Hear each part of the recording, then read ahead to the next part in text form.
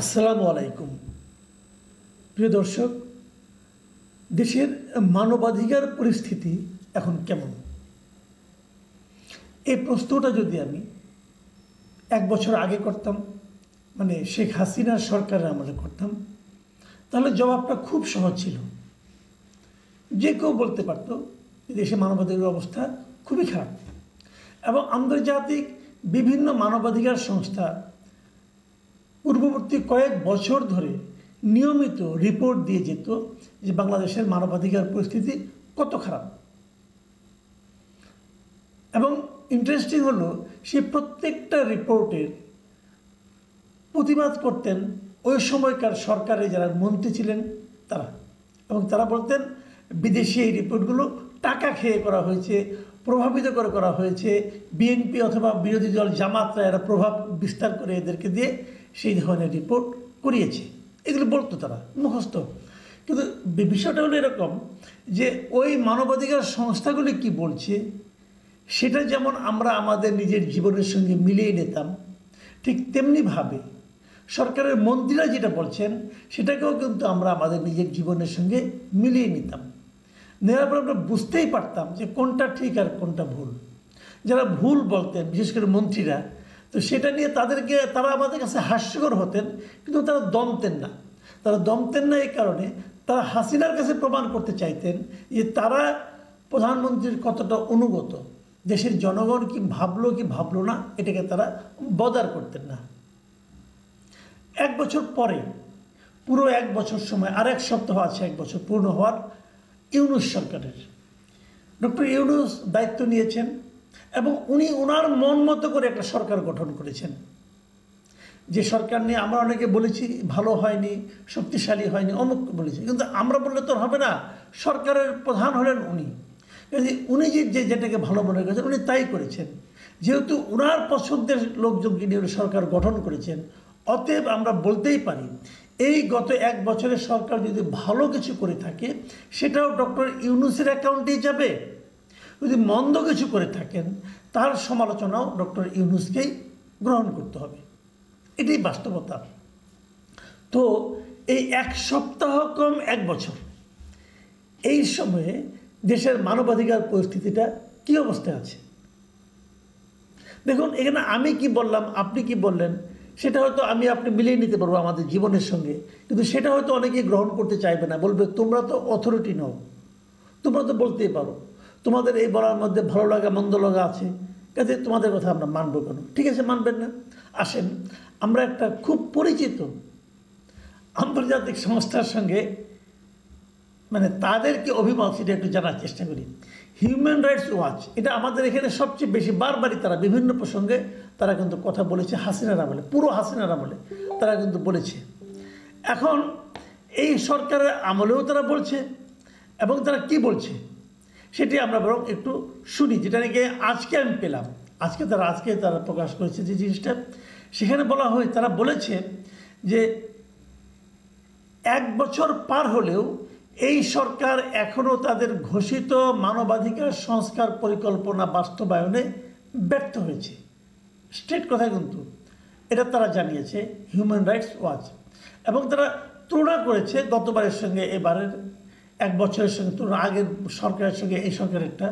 তারা বলেছেন যে শেখ হাসিনার শাসন আমলের মতো ভয় ভীতি ও দমন পীড়নের অনেক কিছুই কমেছে, যেমন ব্যাপক গুমের ঘটনা অনেকটা বন্ধ হয়েছে। শেখ হাসিনার গুমের ঘটনা হতো, দমন পীড়ন হতো, সেগুলো একটু কমেছে। কিন্তু একই সঙ্গে নতুন সরকার রাজনৈতিক প্রতিপক্ষকে দমন করতে নির্বিচারে গ্রেপ্তার ও অন্যায়ের আটকের পথ বেছে নিচ্ছে।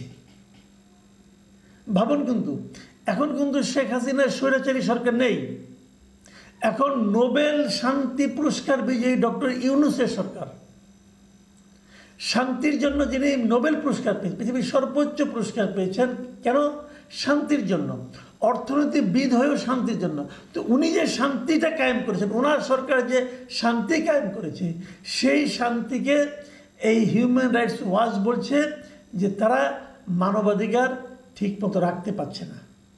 তারা রাজনৈতিক প্রতিপক্ষকে দমন করার জন্য নির্বিচারে গ্রেপ্তার করছে এবং তাদেরকে অন্যায়ভাবে আটক করছে। সত্যি ভালো লাগছে, ভালো লাগার কিন্তু কথা নয়। আমি আরও কিছু হিউম্যান রাইটসের আরও কিছু কথাবার্তা বলি, ওনাদের বক্তব্য। তারা বলেছে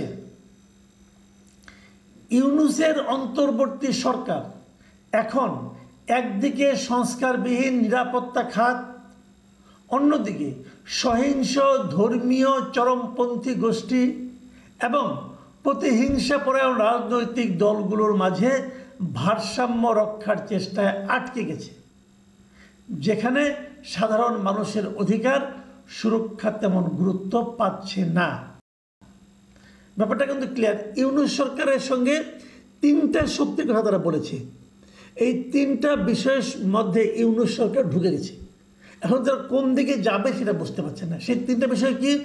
একটা হলো সংস্কারবিহীন নিরাপত্তা খাত, মানে যারা নাকি নিরাপত্তা দেবে জনগণের, তারা সেটা কোনো সংস্কার করতে পারে নাই, আগের মতোই চলছে।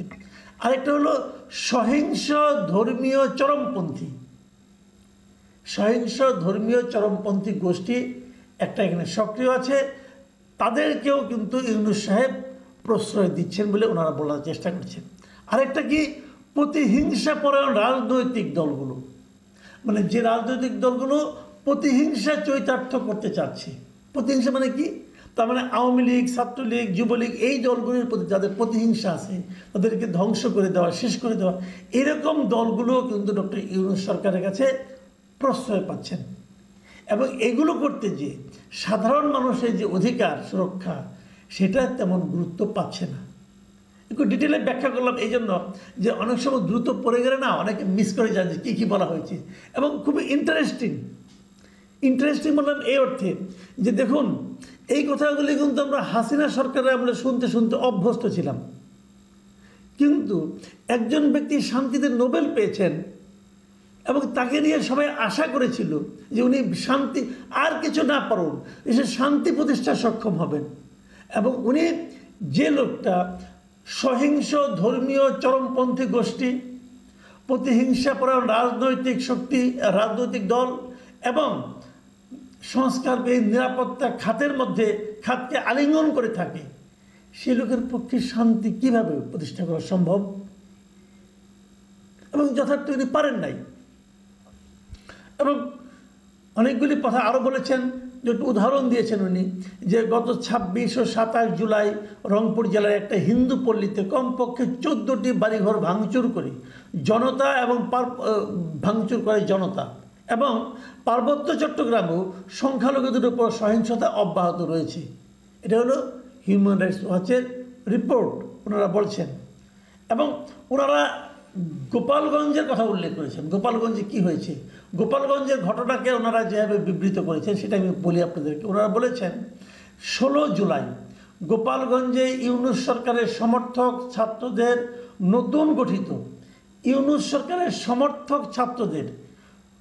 নতুন গঠিত ন্যাশনাল সিটিজেন পার্টি এক সমাবেশ করে। নিরাপত্তা বাহিনী ও নিষিদ্ধ হওয়া আওয়ামী লীগের সমর্থকদের সঙ্গে সংঘর্ষে 5 জন নিহত হয়। এই ঘটনার পর পুলিশ 8400 জনের বিরুদ্ধে 10টি মামলা করে, যাদের অধিকাংশই নামহীন। তারপরে আবার তারা বলছে সরকার অবশ্য গণগ্রেপ্তারের অভিযোগ অস্বীকার করেছে। মানে সরকার অস্বীকার করেছে, তার মানে কি একটা অভিযোগ আছে, একটা অভিযোগ কিন্তু আছে গণগ্রেপ্তারের। 8400 জনের বিরুদ্ধে মামলা করা হয়েছে, এদের মধ্যে 98% কোনো নাম নাই। তার মানে কি যে কোনো একজনকে গ্রেপ্তার করে কিন্তু ঢুকিয়ে দেওয়া যেতে পারবে, কোনো সমস্যা নাই। এবং তারা আরেকটা ঘটনার কথা উল্লেখ করেছে, পার্টিকুলার একটা ঘটনার কথা, সেটা হলো ঢাকা উত্তর যে সিটি কর্পোরেশন, তার যে সাবেক মেয়র ছিলেন আতিকুল ইসলাম, তাকে যে গ্রেপ্তার করা হয়েছে, তার সম্পর্কে বলা হয়েছে যে 2024 সালে যে বিক্ষোভ চলাকালে 68টি হত্যাকাণ্ড বা হত্যা চেষ্টার মামলা রয়েছে এই আতিকুল ইসলামের বিরুদ্ধে। এবং হিউম্যান রাইটস ওয়াচের হাতে আসা তথ্যে দেখা যায় এই মামলাগুলোর অন্তত 36টি ঘটনার সময়